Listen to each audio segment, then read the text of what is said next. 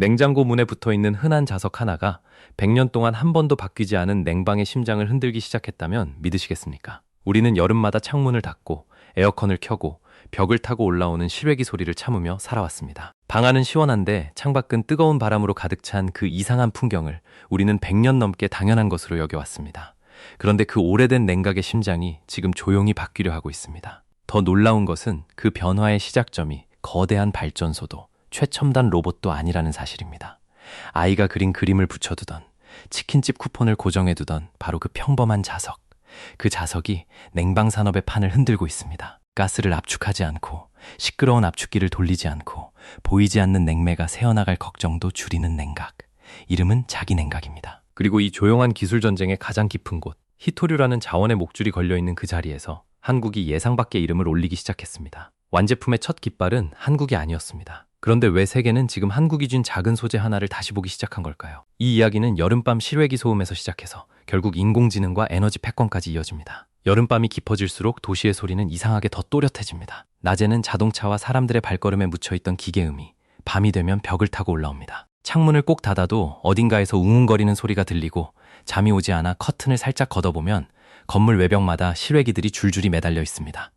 하나는 뜨거운 바람을 뿜고 그 옆에 것은 더 뜨거운 바람을 뿜습니다. 방 안에 있는 사람은 시원하다고 말하지만 창밖 골목은 점점 더운 공기로 채워집니다. 생각해보면 참 이상한 풍경입니다. 우리는 더위를 피하려고 에어컨을 켰는데 그 에어컨은 더위를 없앤 것이 아니라 그저 바깥으로 밀어냈을 뿐입니다. 집안에서는 작은 천국이 열리고 집 밖에서는 임시 지옥이 만들어지는 셈입니다. 에어컨을 켜면 차가운 바람이 새로 만들어진다고 생각하기 쉽습니다. 하지만 실제로 에어컨이 하는 일은 차가움을 만드는 것이 아닙니다.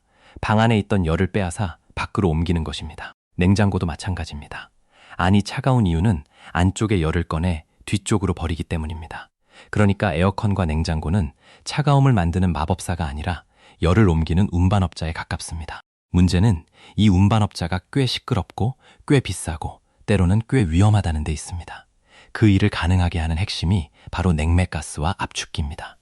냉매가스는 기계 안에 관을 돌며 열을 흡수하고 내보냅니다. 그런데 이 가스를 제대로 움직이게 하려면 강하게 압축했다가 다시 풀어주는 장치가 필요합니다. 그것이 바로 압축기입니다. 여름밤 실외기에서 들려오는 웅웅거림의 상당 부분은 이 압축기가 쉬지 않고 일하는 소리입니다. 압축기는 냉각 시스템의 심장처럼 보이지만 동시에 가장 큰 부담이기도 합니다. 크고 무겁고 전기를 많이 쓰고 끊임없이 움직이는 부품이라 마찰과 열을 피하기 어렵습니다. 오래된 에어컨이 유난히 시끄러운 이유도, 여름마다 전기요금 고지서가 갑자기 무거워지는 이유도 여기에 있습니다. 사람들은 에어컨을 켜며 잠깐의 시원함을 얻지만 그 뒤에서는 압축기가 가스를 밀어넣고 다시 풀고 또 밀어넣으며 혼자 땀을 흘리고 있습니다. 회사에서 제일 열심히 일하는 직원에게 박수는커녕 전기요금 폭탄의 원흉이라는 눈총을 주는 모습과 비슷합니다. 물론 압축기가 억울하다고 항의할 수는 없습니다. 기계니까요. 하지만 이 낡은 구조가 우리 생활 속에서 얼마나 오래 버텨왔는지는 한 번쯤 놀랄만 합니다. 지금 우리가 쓰는 냉각 방식의 뿌리는 100년 전으로 거슬러 올라갑니다. 1900년대 초 습도와 온도를 조절하기 위해 만들어진 냉각 기술이 오늘날 에어컨과 냉장고의 기본 원리로 그대로 이어졌습니다. 그동안 디자인은 세련되어졌고 에너지 효율은 좋아졌고 인공지능 기능까지 붙었습니다. 요즘 에어컨은 사람 위치를 알아서 보고 냉방 세기를 조절하고 스마트폰으로도 켤 수 있습니다. 겉으로 보면 미래에서 온 가전제품처럼 보입니다. 그런데 그 안쪽 깊은 곳에서는 여전히 냉매가스를 압축하고 팽창시키는 100년 된 원리가 돌아가고 있습니다. 자동차가 전기로 달리고 휴대전화가 지갑과 카메라를 대신하는 시대인데 우리 집을 시원하게 하는 기계의 심장은 아직도 오래된 공장 기계처럼 움직이고 있는 것입니다. 그런데 바로 그 오래됨 속에 아무도 오래 들여다보지 않았던 계산서가 조용히 쌓이고 있었습니다. 전기요금 고지서를 보고 한숨을 쉬는 순간 사람들은 대개 에어컨이 먹어치운 전기만 떠올립니다. 이번 달도 많이 썼구나. 여름이니까 어쩔 수 없지. 그렇게 마음을 달래고 넘어갑니다. 그런데 냉각 기술의 진짜 계산서는 콘센트에서만 나오지 않습니다. 우리 눈에 보이지 않는 곳에서 냄새도 없고 색도 없는 가스가 조용히 새어나오고 그 작은 누출이 지구 전체의 온도계에 손을 대고 있습니다. 조금 과장해서 말하면 우리는 방 안을 시원하게 만들기 위해 지구라는 거대한 방의 보일러를 조금씩 올리고 있었던 셈입니다. 참 얄궂습니다. 인간은 더위를 피하려고 에어컨을 켰는데 그 에어컨의 속살은 다시 더 큰 더위를 불러오는 쪽에 서 있었으니까요. 에어컨과 냉장고 안에는 냉매라고 부르는 특수한 가스가 들어있습니다. 이 가스는 관을 따라 돌면서 열을 잡아 옮기는 역할을 합니다. 실내에서는 열을 흡수하고 실외에서는 그 열을 내보냅니다. 여기까지만 보면 냉매는 아주 성실한 배달기사처럼 보입니다. 문제는 이 배달기사가 도로 밖으로 새어나오는 순간부터입니다. 일부 냉매가스는 이산화탄소보다 훨씬 강력한 온실 효과를 일으킵니다. 종류에 따라서는 1kg이 대기 중에 풀렸을 때 이산화탄소 수백 킬로그램에서 수천 킬로그램에 해당하는 온난화 효과를 낼 수 있습니다. 양은 작아 보여도 위력은 결코 작지 않습니다. 작은 병 하나가 조용히 깨졌을 뿐인데 방 안 전체에 독한 냄새가 퍼지는 것과 비슷합니다. 다만 냉매는 냄새조차 없어서 사람들이 더 늦게 알아차릴 뿐입니다. 더 불편한 점은 냉매가 생각보다 쉽게 세상 밖으로 나올 수 있다는 사실입니다. 새 제품일 때는 괜찮아 보이지만 시간이 지나면 배관 연결부가 낡고 부품이 마모되고 관리가 허술해집니다. 오래된 에어컨과 냉장고에서 냉매는 조금씩 새어나올 수 있고 폐기 과정에서 제대로 회수되지 못하면 그대로 대기 중으로 흘러갑니다. 어느 한 집에서 새는 양만 보면 별일 아닌 것처럼 보입니다. 하지만 전 세계에 깔린 냉장고, 에어컨, 냉동창고, 마트 진열장, 차량 냉방장치를 한번 떠올려 보십시오. 하나하나는 작은 구멍이어도 수십억 개의 구멍이 동시에 열리면 그것은 더 이상 작은 문제가 아닙니다. 인간이 만든 시원함의 인프라가 지구 입장에서는 거대한 누출망이 될 수 있는 겁니다. 여기서 냉방의 역설이 시작됩니다. 지구가 더워집니다. 사람들은 더워서 에어컨을 더 많이 삽니다. 에어컨이 많아지면 전기는 더 많이 필요합니다. 전력 생산 과정에서 탄소가 더 나올 수 있고 냉매의 양과 누출 위험도 함께 커집니다. 그러면 지구는 다시 더워집니다. 더위가 냉방 수요를 부르고 냉방 수요가 다시 더위를 키우는 구조입니다. 이쯤 되면 에어컨은 불난 집에서 사람을 구해주는 고마운 장비이면서 동시에 뒷마당에 장작을 조금씩 쌓아두는 이상한 장비가 됩니다. 당장 에어컨을 끄자는 이야기가 아닙니다. 폭염은 실제로 사람의 생명을 위협하고 냉방은 현대사회의 필수 안전장치입니다. 다만 그 안전장치가 계속 같은 방식으로만 돌아간다면 언젠가 더 큰 부담으로 되돌아올 수 있다는 뜻입니다. 차가움은 더 이상 공짜 감각이 아닙니다. 누군가의 방을 시원하게 만드는 기술이 지구 전체에는 뜨거운 부담이 될 수 있다는 사실을 이제는 인정해야 합니다. 그리고 세계는 이 문제를 더 이상 기업의 양심이나 소비자의 절약에만 맡기지 않기 시작했습니다. 처음에 세계가 손을 댄 것은 오존층이었습니다. 오존층을 파괴하는 물질을 줄이기 위해 몬트리올 의정서가 만들어졌고 이후 키갈리 개정안을 통해 강력한 온실 효과를 내는 냉매까지 줄이는 방향으로 규제가 넓어졌습니다. 이것은 캠페인 문구가 아니라 시장의 규칙을 바꾸는 결정이었습니다. 냉매를 만들던 기업, 에어컨을 만들던 기업, 냉장 시스템을 운영하던 기업은 모두 같은 압박을 받게 되었습니다. 지금까지 당연하게 쓰던 가스를 앞으로도 마음껏 쓸 수는 없다는 압박입니다. 특히 2030년 이후 주요 냉매의 생산과 사용이 단계적으로 제한되는 흐름은 냉각 산업 전체에 분명한 신호를 던졌습니다. 낡은 방식으로 조금 더 버티는 전략은 점점 설 자리를 잃고 있습니다. 그런데 이 변화가 정말 무서운 이유는 냉각 수요가 줄어드는 것이 아니라 오히려 폭발적으로 늘어나고 있기 때문입니다. 더운 지역에 소득이 올라가면 사람들은 가장 먼저 냉장고와 에어컨을 원합니다. 식품을 오래 보관하고 아이를 시원한 방에서 재우고 공장에서 일정한 온도를 유지하는 것은 사치가 아니라 생활과 생산의 기본이 됩니다. 여기에 폭염이 잦아지고 도시가 빽빽해지고 고층 건물이 늘어나면 냉방은 더 깊이 사회 안으로 들어옵니다. 수요는 커지는데 기존 냉매는 규제받고 전력 부담은 커지고 환경 비용은 무거워지는 상황입니다. 기업 입장에서는 이것은 여름 한철 장사의 문제가 아니라 생존 방정식 자체가 바뀌는 문제입니다. 결국 냉각 산업은 매우 불편한 문 앞에 서게 되었습니다. 계속 가스를 압축해 열을 옮길 것인가, 아니면 가스 자체를 줄이거나 없애는 새로운 방식으로 넘어갈 것인가. 전기요금이 무섭다고 말하던 시대를 지나 이제는 냉매가스가 남기는 보이지 않는 비용까지 계산해야 하는 시대가 온 것입니다. 여기서 잠깐 멈춰서 생각해 볼 것이 있습니다. 어떤 산업이 이런 문 앞에 서면 승부는 대개 두 갈래로 갈립니다. 하나는 기존 방식을 조금씩 개선하며 규제의 칼날을 아슬아슬하게 피해가는 길이고, 다른 하나는 아예 심장을 통째로 바꾸는 길입니다. 앞의 길은 안전해 보이지만 규제가 조여올 때마다 계속 뒤로 밀립니다. 뒤의 길은 위험해 보이지만 성공하면 판 자체를 새로 짤 수 있습니다. 그리고 냉각 산업에서 그 두 번째 길, 심장을 통째로 바꾸는 길에 놓인 후보가 바로 자기 냉각입니다. 그렇게 100년 된 냉각 방식은 조용히 편리함의 왕좌에서 내려와 새로운 규칙 앞에 서게 되었습니다. 여름밤 창밖에서 들려오는 실외기 소리는 이제 단순한 생활소음이 아닙니다. 100년 동안 거의 바뀌지 않은 냉각 방식이 아직도 우리 곁에서 버티고 있다는 작은 증거입니다. 그런데 그 버팀에 처음으로 금을 낸 것이 하필 냉장고 문에 붙어있던 자석이라면 이제 그 이상한 이야기의 안쪽으로 들어가 볼 차례입니다. 자석으로 어떻게 차가움을 만든다는 것일까요? 자석으로 차가움을 만든다는 말은 처음 듣는 순간 살짝 수상합니다. 자석으로 철을 끌어당기는 것은 이해가 되지만 자석으로 얼음을 만든다니 과학 교과서가 아니라 마술쇼에 가까워 보입니다. 혹시 자석 장사꾼이 너무 멀리 간 것은 아닌가 싶기도 합니다. 하지만 이 원리는 허무맹랑한 상상이 아니라 100년 넘게 알려져 있던 물리 현상에서 출발합니다. 자기 냉각의 핵심은 자기 열량 효과라는 현상입니다. 특정한 금속 소재에 강한 자기장을 걸면 그 소재의 온도가 올라가고 반대로 자기장을 없애면 온도가 내려갑니다. 쉽게 말해 자석을 가까이 하면 뜨거워지고 자석을 멀리 하면 차가워지는 성질입니다. 이때 중요한 것은 아무 금속이나 되는 것이 아니라는 점입니다. 쇠붙이 아무거나 가져다 놓고 자석을 붙인다고 갑자기 얼음장처럼 차가워지지는 않습니다. 그런 일이 가능했다면 이미 전 세계 냉장고 회사는 망했고 사람들은 냉장고 대신 자석 상자를 샀을 겁니다. 실제로는 자석에 민감하게 반응하는 특별한 소재가 필요하고 그 소재 안에서 미세한 자성의 방향이 질서 있게 정렬되고 다시 흩어지는 과정이 온도 변화를 만들어냅니다. 조금 더 쉽게 풀어보겠습니다. 이 특수한 소재 내부에는 눈에 보이지 않는 아주 작은 자석들이 무수히 들어있다고 상상하면 됩니다. 평소에는 이 작은 자석들이 제각각 다른 방향을 보고 있습니다. 마치 점심시간 직전의 교실처럼 모두가 마음대로 움직이는 상태입니다. 그런데 외부에서 강한 자기장을 걸어주면 이 작은 자석들이 한 방향으로 정렬됩니다. 흐트러져 있던 병사들이 갑자기 열을 맞추는 것처럼 내부에 질서가 생기는 겁니다. 이때 소재 안의 에너지 상태가 바뀌면서 열이 밖으로 나타나고 그래서 소재의 온도가 올라갑니다. 여기까지만 보면 냉각이 아니라 가열 기술처럼 보입니다. 그런데 핵심은 그 다음입니다. 자기장을 치우면 정렬되어 있던 작은 자석들이 다시 흐트러지려고 합니다. 이때 흐트러지는 과정에는 에너지가 필요하고 소재는 그 에너지를 자기 자신의 열에서 끌어옵니다. 그래서 소재의 온도가 내려갑니다. 바로 이 순간 차가움이 생깁니다. 물론 여기서 말하는 차가움은 공짜로 뿅 하고 나오는 기적이 아닙니다. 연력학은 그렇게 호락호락한 친구가 아닙니다. 다만 기존 방식처럼 가스를 압축하고 팽창시키는 대신 자기장의 변화와 소재 내부의 질서 변화를 이용해 열을 옮기는 것입니다. 자기장을 걸어 소재를 데우고 그 열을 밖으로 빼낸 뒤 자기장을 제거해 소재를 차갑게 만들고 그 차가워진 소재로 공기나 물을 식힙니다. 이 과정을 반복하면 냉장고 안을 차갑게 유지하거나 실내의 열을 빼앗는 일이 가능해집니다. 기존 에어컨과 비교하면 차이는 더 선명해집니다. 가스 압축 방식은 냉매가스가 주인공이고 압축기가 그 가스를 억지로 밀어붙이는 구조입니다. 압축기는 큰 힘을 써야 하니 전기도 많이 먹고 소음도 납니다. 반면 자기 냉각은 냉각을 담당하는 핵심이 고체 소재입니다.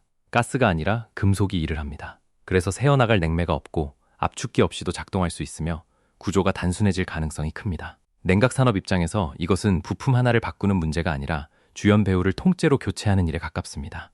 환경 부담이 줄고 소음이 줄고 에너지 효율까지 높아질 잠재력이 있다니 가전업계 입장에서는 거의 이상형에 가깝습니다. 다만 이상형이 현실의 배우자가 되려면 성격만 좋아서는 안 되고 생활비와 내구성까지 맞아야 합니다. 그리고 바로 그 지점에서 진짜 이야기가 시작됩니다.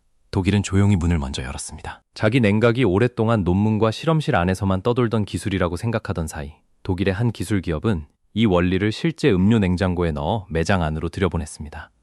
이 냉장고는 가스 냉매를 쓰지 않고 자석과 특수 금속 소재를 이용해 음료를 차갑게 유지했습니다. 여기서 중요한 것은 단순히 신기한 기계 하나가 나왔다는 사실이 아닙니다. 소비자가 오가는 진짜 매장에 들어갔다는 점입니다. 기술 세계에서 실험실은 상상력이 허락되는 공간이지만 매장은 변명이 통하지 않는 공간입니다. 논문에서는 멋지게 작동하던 장치도 실제 매장에서는 하루 종일 문이 열리고 닫히고 직원이 물건을 채우고 소비자가 만지고 먼지가 쌓이고 전기요금이 계산됩니다. 이 환경을 버텨야 비로소 기술은 발명품이 아니라 상품이 됩니다. 독일이 먼저 보여준 것은 바로 그 상품화의 문턱이었습니다. 자기 냉각이 그저 과학자의 장난감이 아니라 실제 유통 현장에 들어갈 수 있는 기술이라는 점을 증명한 겁니다. 물론 여기서 한국이 모든 것을 이겼다는 식으로 이야기하면 너무 성급합니다. 완제품을 먼저 보여준 쪽은 분명 독일을 비롯한 해외 기업들이었습니다. 가전과 냉장 시스템 분야에서 오랫동안 기술을 쌓아온 나라들이 시장의 앞줄에 서 있는 것은 이상한 일이 아닙니다. 기술 경쟁에서 국적만 보고 박수를 치기 시작하면 박수 소리는 커져도 분석은 얇아집니다. 냉정하게 말하면 자기 냉각의 초기 상용화 경쟁에서는 해외 기업들이 먼저 움직였습니다. 하지만 이 이야기에는 한 가지 함정이 있습니다. 눈에 보이는 냉장고를 먼저 만들었다고 해서 그 기술의 가장 어려운 지점을 모두 장악했다는 뜻은 아니라는 점입니다. 자기 냉각 냉장고는 자석만 있으면 되는 기계가 아닙니다. 핵심은 자석의 반응에 온도가 크게 변하는 특수한 금속 소재입니다. 이 소재가 얼마나 잘 작동하느냐에 따라 냉각 성능이 결정되고 이 소재를 얼마나 싸고 안정적으로 만들 수 있느냐에 따라 시장성이 결정됩니다. 다시 말해 겉으로 보이는 제품이 무대 위 배우라면 소재는 무대 아래에서 조명을 켜고 전기를 공급하는 숨은 시스템입니다. 관객은 배우를 보지만 공연을 실제로 굴리는 것은 보이지 않는 장치들입니다. 현재 자기 냉각 기술이 대형 에어컨이나 거대한 냉동 창고로 바로 넘어가지 못하는 이유도 여기에 있습니다. 초기 제품들은 아직 냉각 용량이 크지 않습니다. 음료 몇 병을 차갑게 유지하는 수준에서는 가능성을 보여줄 수 있지만 한여름 아파트 거실 전체를 식히거나 대형마트의 냉동구역을 안정적으로 감당하려면 훨씬 더 강력하고 넓은 냉각 성능이 필요합니다. 냉각 용량이 커질수록 필요한 소재의 양도 늘어나고 열을 빠르게 주고받는 구조도 더 까다로워집니다. 작은 냉장고에서 성공한 원리를 그대로 키우면 될 것 같지만 산업의 세계에서는 크기를 키우는 순간 새로운 문제가 함께 자랍니다. 컵라면을 잘 끓인다고 해서 곧바로 10,000명분 급식을 책임질 수는 없는 것과 비슷합니다. 그러니 완제품의 첫 깃발은 독일이 꽂았지만 이 긴 경주의 진짜 승부처는 아직 열리지도 않은 셈입니다. 그리고 그 승부처의 이름은 소재입니다. 기술의 세계에서 가장 무서운 순간은 언제나 이렇게 찾아옵니다. 될 것 같다는 기대가 생긴 바로 그때 계산서가 책상 위에 올라옵니다. 자기 냉각의 계산서에는 아주 낯선 이름들이 적혀 있었습니다. 가돌리늄, 란타넘, 히토류. 평범한 소비자에게는 외계어처럼 들리는 단어들이지만 냉각 산업의 미래를 따지는 사람들에게는 매우 현실적인 단어들입니다. 자석의 반응에 온도가 크게 변하는 소재가 있어야 자기 냉각이 작동하고 그 대표적인 소재 가운데 하나가 가돌리늄 같은 히토류 금속입니다. 성능은 좋습니다. 문제는 늘 그렇듯 가격과 공급입니다. 기술은 실험실에서 박수를 받을 수 있지만 시장에서는 박수보다 먼저 원가표를 봅니다. 히토류라는 이름은 조금 억울한 면도 있습니다. 완전히 희귀해서 지구에 거의 없는 금속이라는 뜻은 아닙니다. 하지만 땅속에 넓게 흩어져 있고 캐낸 뒤 산업에 쓸 수 있도록 분리하고 정제하는 과정이 어렵고 지저분하고 비쌉니다. 더 큰 문제는 그 생산과 가공의 많은 부분을 특정 국가가 압도적으로 쥐고 있다는 점입니다. 바로 중국입니다. 전기차 모터, 풍력 발전기, 반도체 장비, 방위산업, 첨단 전자제품까지 히토류가 들어가는 곳은 생각보다 훨씬 많습니다.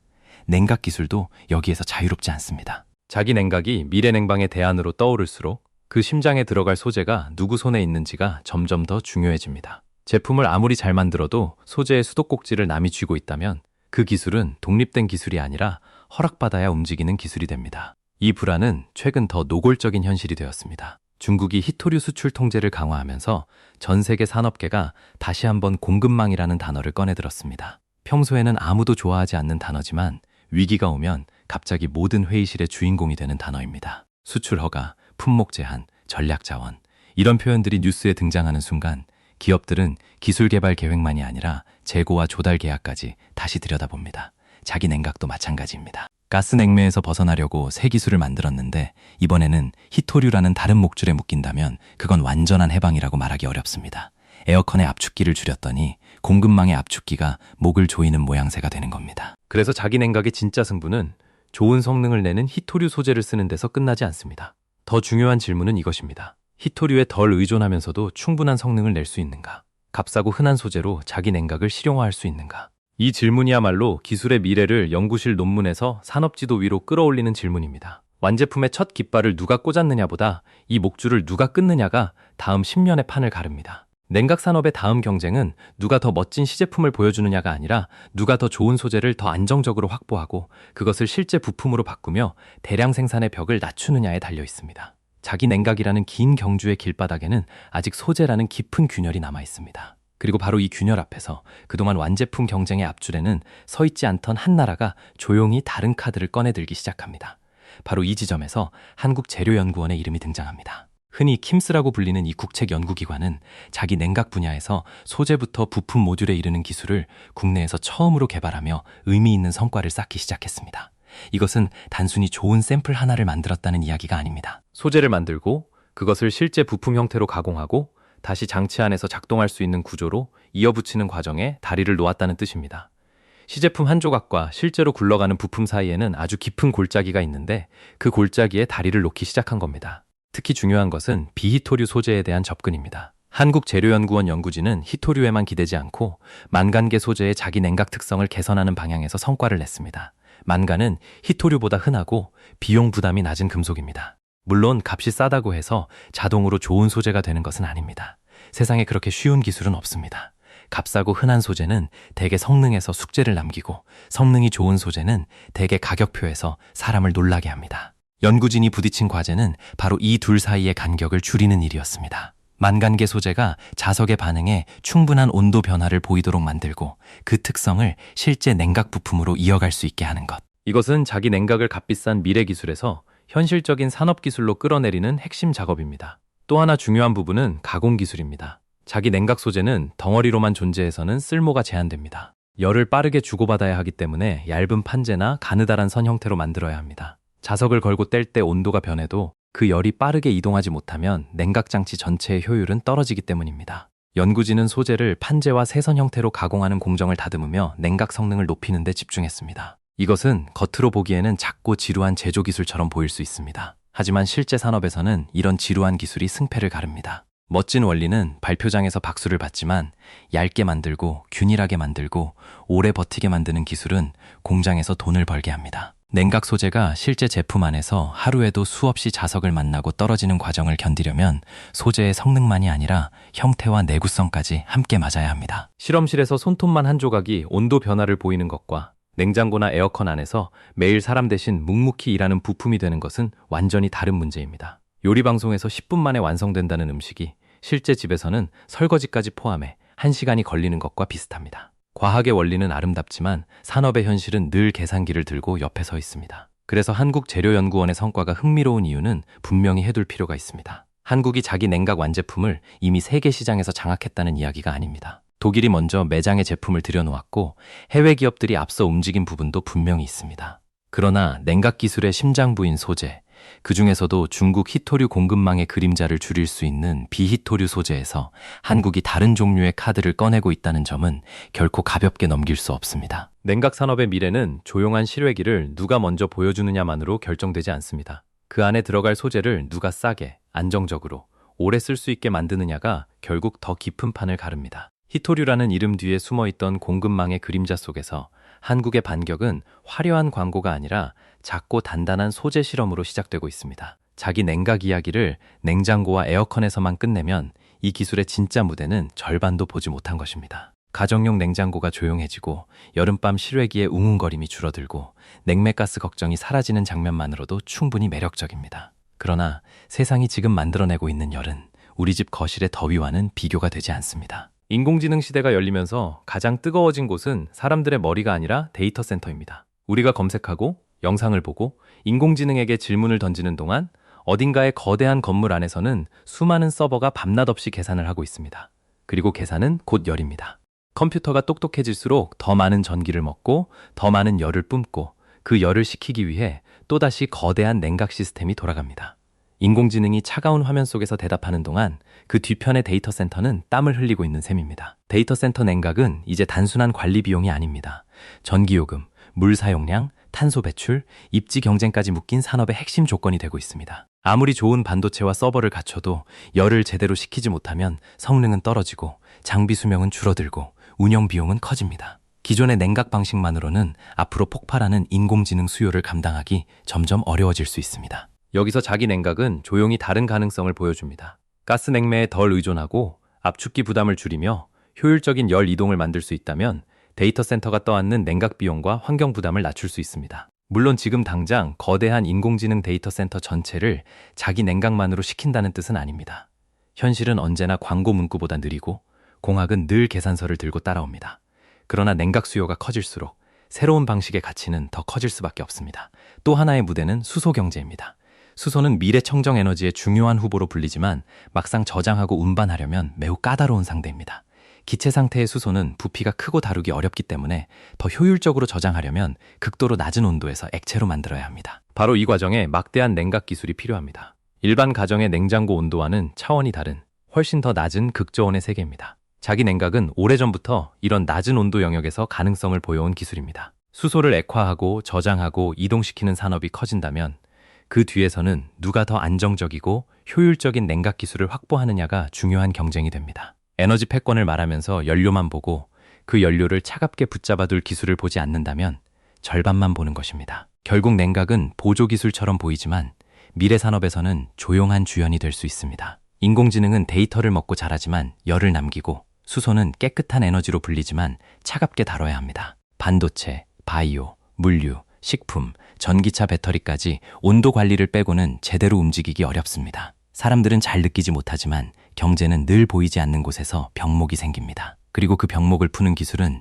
조용히 돈과 권력을 끌어옵니다. 그래서 한국재료연구원의 성과는 이 큰 그림 속에서 다시 보아야 합니다. 냉장고 한 대를 조용하게 만드는 기술이 아니라 앞으로 인공지능과 에너지 산업의 열을 다루는 기반 기술로 이어질 수 있기 때문입니다. 값싸고 안정적인 소재를 만들고 그것을 판재와 새선으로 가공하고 실제 모듈로 연결하는 능력은 미래 냉각 산업의 밑바닥을 떠받치는 기술입니다. 100년 넘게 냉각 산업은 가스와 압축기의 시대를 살아왔습니다. 그 방식은 인류에게 시원함을 주었고 식품과 병원과 공장을 움직이게 했으며 폭염 속에서 사람을 살렸습니다. 그러나 이제 그 방식은 전기요금과 소음과 냉매 규제와 공급망 불안이라는 질문 앞에 서 있습니다. 자석 냉각은 그 질문에 대한 완성된 답이라기보다 새로운 답을 찾기 시작했다는 신호에 가깝습니다. 냉장고 문에 조용히 붙어있던 자석이 에어컨과 데이터 센터와 수소 경제까지 연결되는 순간 냉각은 더 이상 집안의 편의 기술이 아니라 산업의 숨은 패권 기술이 됩니다. 그리고 그 조용한 판 위에서 한국은